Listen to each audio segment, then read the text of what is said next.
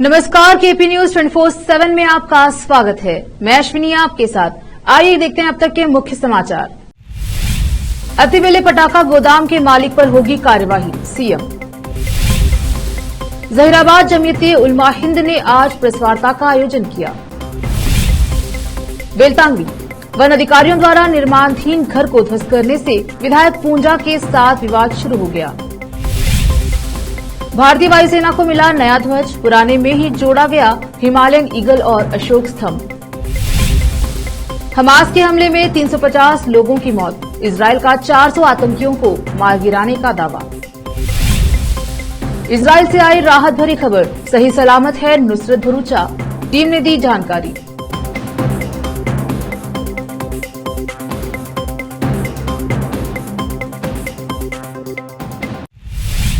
अब समाचार विस्तार से। मुख्यमंत्री सिद्धरामैया ने अतिबेले में पटाखा गोदाम के मालिक के खिलाफ कार्यवाही का आश्वासन दिया है, जिसके परिणाम स्वरूप भीषण आग लग गई, जिसमें 14 लोगों की जान चली गई। मैसूर में मीडिया कर्मियों से बात करते हुए उन्होंने कहा कि गोदाम मालिक को पर्याप्त सुरक्षा सावधानी बरतनी चाहिए थी, खासकर जब वह पटाखे जैसी ज्वलनशील सामग्री से निपट रहा है। बाद में उन्होंने पूर्व सांसद कागलवाड़ी शिवन्ना के स्वास्थ्य के बारे में भी जानकारी लेने के लिए मैसूर के मणिपाल अस्पताल का दौरा किया, जिन्हें खराब स्वास्थ्य के बाद भर्ती कराया गया है। मुख्यमंत्री के बेटे डॉक्टर यतीन्द्र सिद्धरामैया भी उनके साथ रहे।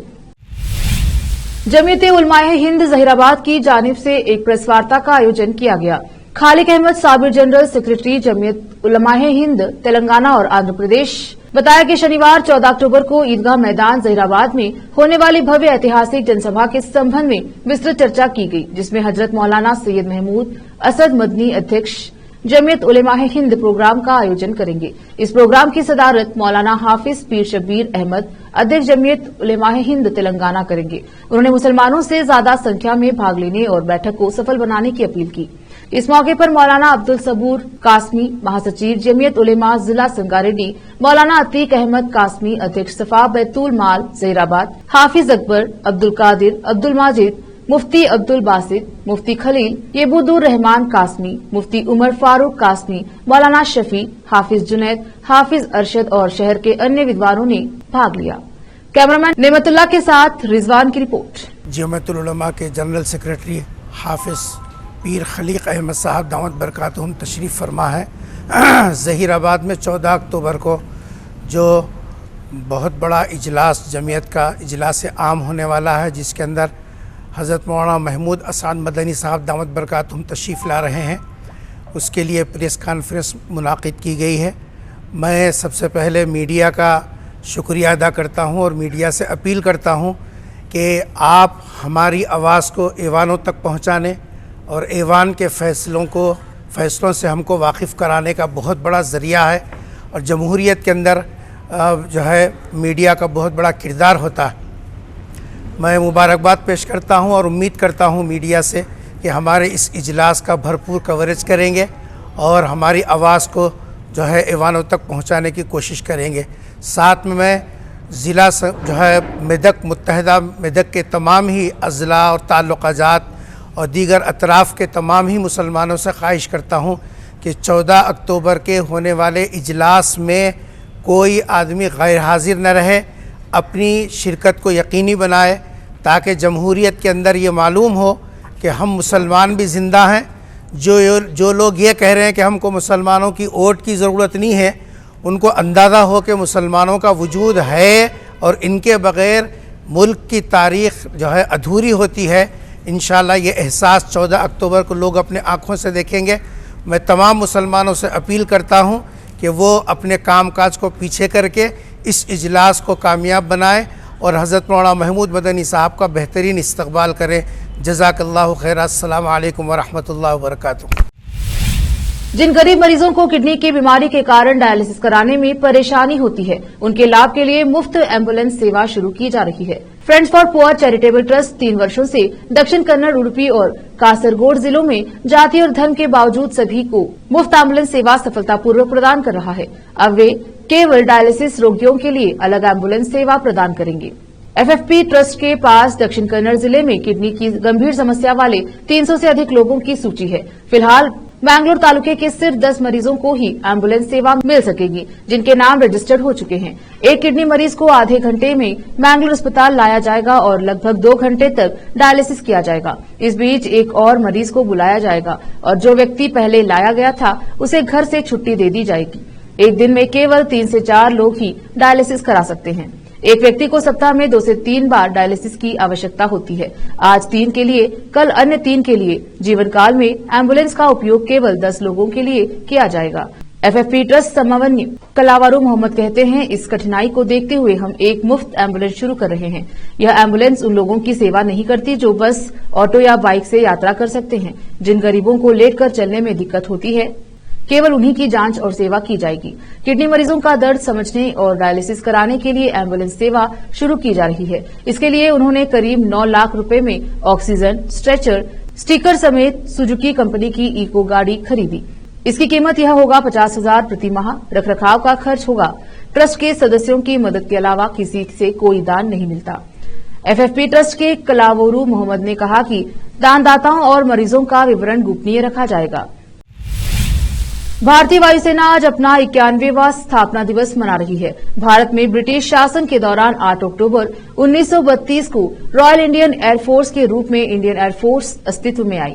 इस दिन बल भव्य परेड करता है, आईएएफ कर्मियों को सम्मानित करता है और देश भर में एयर शो आयोजित करता है। इस वर्ष भारतीय वायुसेना दिवस की theme IAF air power beyond boundaries है, जो उत्कृष्टता, नवाचार के प्रति बल की प्रतिबद्धता और देश के सम्मान के संरक्षक के रूप में इसकी भूमिका पर प्रकाश डालती है। भारतीय वायुसेना अपने मूल्यों को बेहतर ढंग से प्रतिबिंबित करने के लिए प्रयागराज में वार्षिक वायुसेना दिवस परेड में अपने नए ध्वज का अनावरण किया। इस बार का वायुसेना दिवस प्रयागराज के बमरोली एयरफोर्स स्टेशन में मनाया जा रहा है। भारतीय वायुसेना का यह कदम नौसेना द्वारा अपने औपनिवेशिक अतीत को त्याग कर अपने ध्वज में बदलाव करने के 1 साल से अधिक समय बाद आया है। नई पताका में सबसे ऊपर दाएं कोने में भारतीय वायुसेना का क्रेस्ट होगा। इसमें हिमालयन ईगल और अशोक स्तंभ को जोड़ा गया है। हमास के लड़ाकों ने शनिवार को गाजा पट्टी से रॉकेटों की बौछार कर इजरायल के खिलाफ बड़े पैमाने पर हमला किया। इसे पिछले कुछ सालों में इजरायल पर हुए सबसे बड़े हमलों में से एक माना जा रहा है। इस हमले में हमास आतंकवादियों ने गाजा से इजरायल तक लगभग 5,000 से ज्यादा रॉकेट दागे। हमास के लड़ाकों ने कथित तौर पर कई इजरायली सैनिकों और नागरिकों को पकड़ लिया है। गाजा सीमा के पास हमास के लड़ाकों ने करीब 50 लोगों को बंधक बना लिया। इजरायल के खिलाफ हमास के ये हमले शनिवार को भोर में शुरू हुए। रुकते हैं छोटे से ब्रेक के लिए, जल्द लौटेंगे ब्रेक के बाद।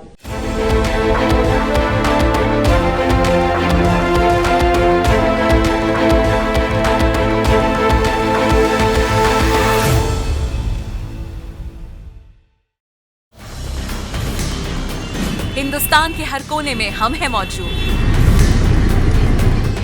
24 घंटे हालात पर गहरी नजर,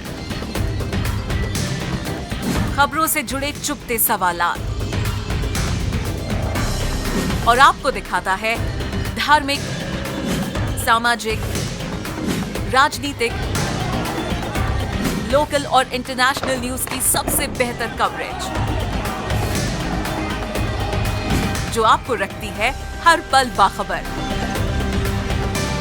देश और दुनिया भर की खबर के लिए देखते रहें KP news 24/7। Noor education trust Bidar की ओर से चलाए जाने वाला Noor MEd and BEd college Bidar, recognised by NCTE Delhi and affiliated to Gulbarga University, Gulbarga. Admission are open for the academic year 2022-23. विशेषज्ञ और सक्षम शिक्षकों द्वारा शिक्षा प्राप्त करने के लिए नूर एमएड एंड बीएड कॉलेज में दाखिला लें और शांत वातावरण में शिक्षा प्राप्त करें। बीदर शहर में बेहतर शिक्षा का एकमात्र केंद्र Noor MEd and BEd college, Shahpur gate, Bidar.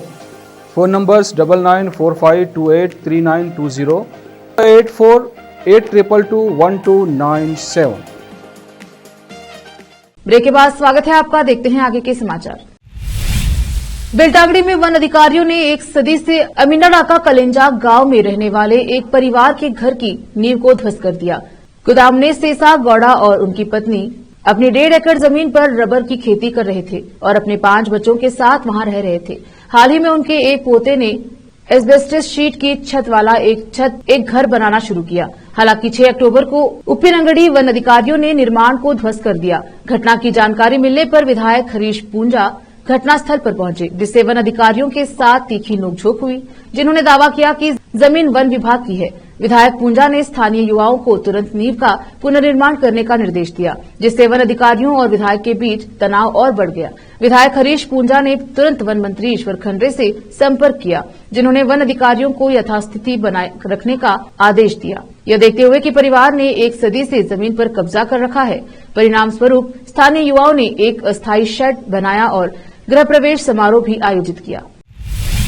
Mumbai की सड़कों पर उड़ रहा ये नोट किसी फिल्म का सीन नहीं, बल्कि गेटवे के पास का नजारा है, जहां लोग अचानक हैरान रह गए जब 2000 के नोट ट्रैक से हवा में उड़ते हुए सड़कों पर गिर रहे थे। 7 अक्टूबर से सोशल मीडिया एक्स पर ट्रेंड कर रही ये वीडियो मुंबई की है।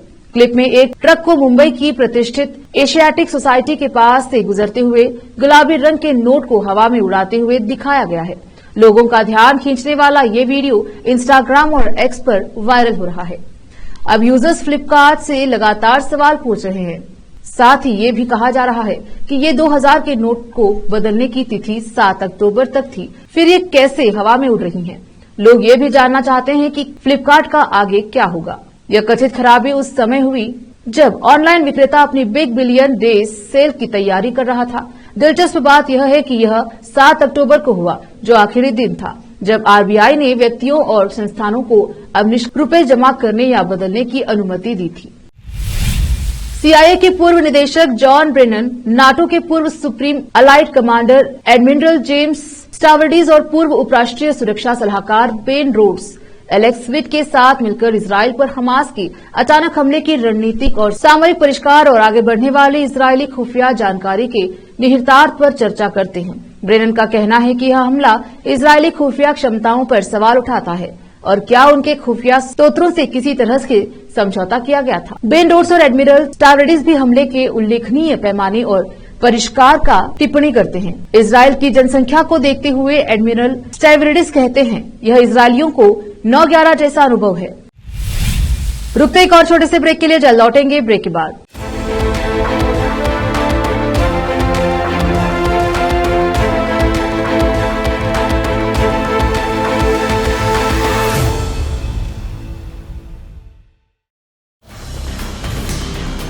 हिंदुस्तान के हर कोने में हम हैं मौजूद।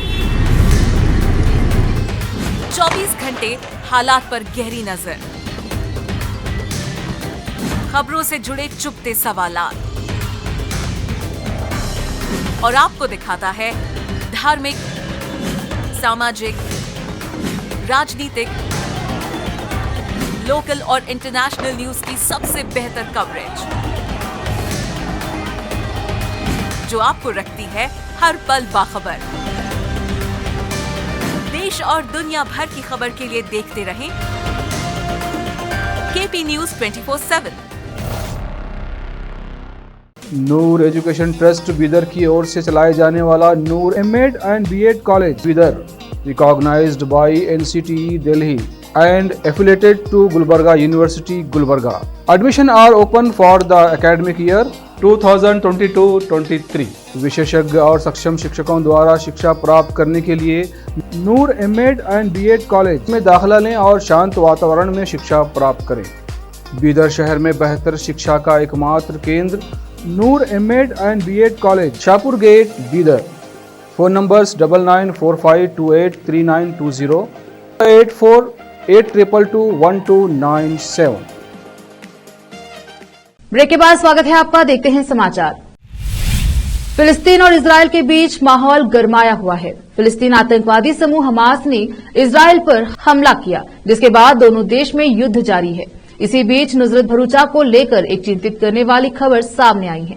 इजरायल और फिलिस्तीन आतंकवादी समूह के बीच चल रहे टकराव के बीच अभिनेत्री इजरायल में फंस गई हैं। नुसरत की टीम के एक सदस्य ने खुद इस बात की जानकारी दी। साथ ही अभिनेत्री से संपर्क टूटने की जानकारी देकर फैंस की चिंता बढ़ा दी। हालांकि अब नुसरत को लेकर एक राहत भरी खबर सामने आई है।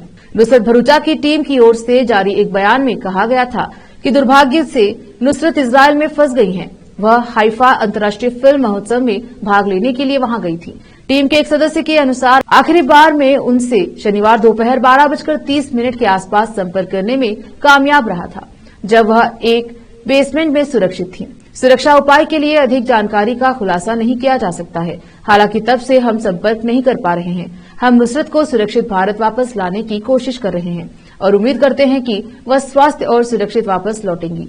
वहीं अब वापस से जानकारी मिल रही है कि नुसरत सुरक्षित है। पश्चिम बंगाल में नगर पालिकाओं में करोड़ों रुपए के भर्ती घोटाले के सिलसिले में सीबीआई ने पश्चिम बंगाल के मंत्री फिरहाद हकीम और मदन मित्रा के परिसरों पर रेड मारी है। सीबीआई अधिकारी के मुताबिक उनके परिसरों पर छापेमारी की कार्यवाही की जा रही है। बता दें कि पश्चिम बंगाल सरकार में कैबिनेट मंत्री फिरहाद हकीम और मदन मित्रा को मुख्यमंत्री ममता बनर्जी के करीबी नेताओं में गिना जाता है और फिरहाद हकीम की पहचान टीएमसी में एक बड़े मुस्लिम चेहरे का भी है। वो सुर्खियों में तब आए थे जब 2016 के विवादित नारदा स्टिंग में उनका नाम आया था। पश्चिम बंगाल में नगर पालिकाओं के लिए करोड़ों रुपए के भर्ती घोटाले में सीबीआई लगातार कार्यवाही कर रही है। आरोप है कि पश्चिम बंगाल में लिपिक, सफाई कर्मचारी, चपरासी, नगर पालिका कर्मचारियों की भर्ती और ड्राइवर की भर्ती में घोटाले जैसी बातें सामने आई। इसरो को लेकर बड़ी खबर सामने आ रही है। इसरो अंतरिक्ष पर हर दिन साइबर अटैक हो रहा है।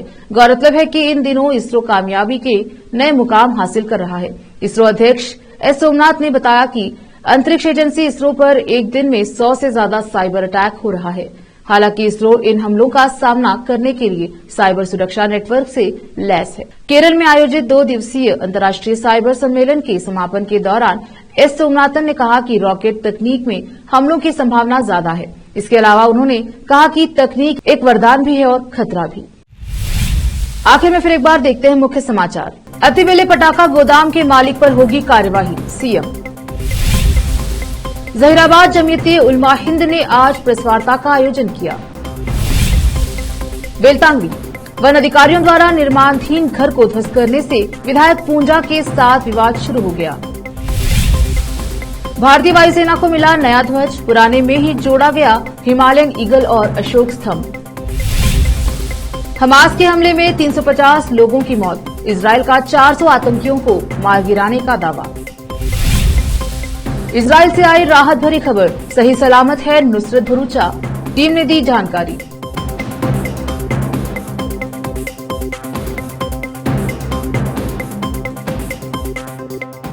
केपी न्यूज में अब तक के लिए इतना ही। देश प्रदेश के समाचारों के लिए देखते रहिए केपी न्यूज 24/7। धन्यवाद।